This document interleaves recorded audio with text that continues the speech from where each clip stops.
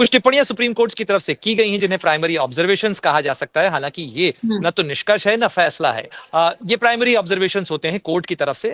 जब इस तरीके के मामले आते हैं तब उसके अंदर कोर्ट की तरफ से ऑब्जर्वेशन आता है, क्योंकि देखिए ये मामला ऐसा मुद्दा था जिसको लेकर काफी अदालती या कहा जा सकता है कानूनी दांवपेच, कानूनी दलीलें जो हैं वो पहले दी गई संसद के अंदर, क्योंकि इस मामले पे आपको याद है अच्छी तरीके से कि ये मामला 2023 से चल रहा है। 2024 के अंदर इस मामले के ऊपर बहस होती रही, उसके अलावा 2025 के अंदर हम पहुंच चुके हैं, क्योंकि वक्फ संशोधन कानून जेपीसी के पास गया।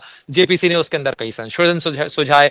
उसके बाद 3 और 4 अप्रैल को लोकसभा और राज्यसभा से इसे पारित किया गया। 5 अप्रैल को राष्ट्रपति ने इस पर मुहर लगा दी और 8 अप्रैल से ये लागू हो गया। लेकिन महज 8 दिन बाद, यानी एक हफ्ता भी करीब नहीं बीता है, ये मामला अदालत के अंदर पहुंच चुका है और अब अदालत को ये फैसला करना है कि ये कानून कितना वैध है। इसके अंदर जो मुस्लिम पक्ष की तरफ से दलीलें दी गई हैं, जिसके अंदर कहा गया है प्राइमरी तौर पर कि भाई ये मुस्लिम जो जो इस्लाम है, जो मजहबी संस्थाएं हैं, उन मजहबी संस्थाओं के अंदर जो धार्मिक स्वतंत्रता का अधिकार संविधान के तहत मिला हुआ है, ये उसका हनन करता है, उसे इन्फ्रिंज करता है। इसी मामले को लेकर, इसी के आधार पर, ये फंडामेंटल राइट्स का आधार देते हुए इस कानून को चैलेंज किया गया है। अब अदालत क्या फैसला करती है ये तो सुप्रीम कोर्ट तय करेगी। केवल सुप्रीम कोर्ट में ही नहीं, ये मामला राज्य की अदालतों में या राज्य की जो हाई कोर्ट्स हैं उसके अंदर भी कई पिटिशंस इस मामले के अंदर दायर की गई हैं।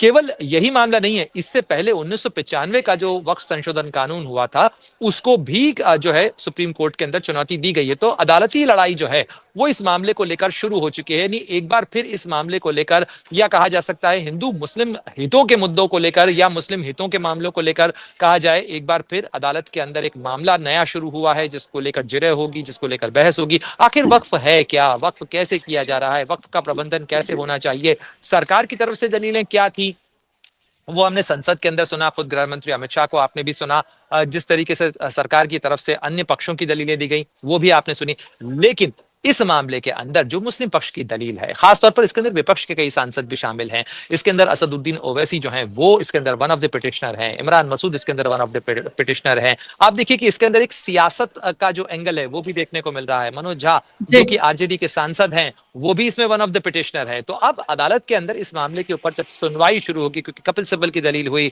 अभिषेक मनु सिंघवी की तरफ से इस मामले के अंदर, चूंकि ये बड़े वकील भी हैं, साथ ही विपक्ष के जितने सांसद हैं उनकी तरफ से ये जो दाखिल की गई है अपील इस मामले के हुँ, अंदर, और देश की जो सर्वोच्च अदालत है उससे दखल देने जी। का आग्रह इस मामले के अंदर किया गया है। अब इस मामले के ऊपर जो बड़ा फैसला आना है, पहली बात ये कि क्या ये जो कानून संसद से बनाया गया है, ये संसद किया किसी तरीके से ये जो धार्मिक स्वतंत्रता का अधिकार है या धर्म के प्रोपोगेशन का, धर्म के प्रचार प्रसार और प्रबंधन, जो संस्थागत प्रबंधन है उसके अधिकार का हनन करता है, उसे सीमित करता है।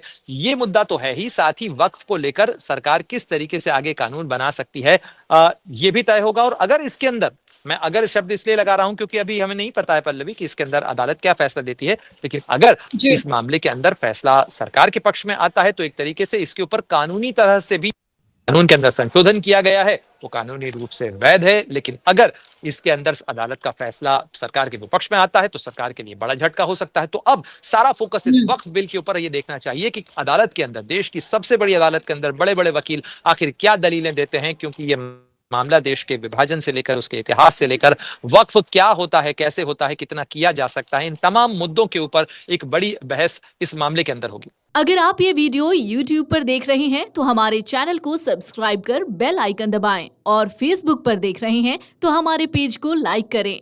8 मिलियन प्लस सब्सक्राइबर, आपके इस भरोसे के लिए बहुत धन्यवाद।